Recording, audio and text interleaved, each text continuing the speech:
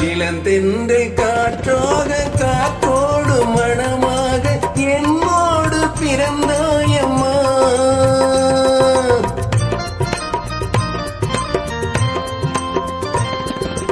இளந்தென்றல் காற்றாக காற்றோடு மணமாக என்னோடு பிறந்தாயம்மா.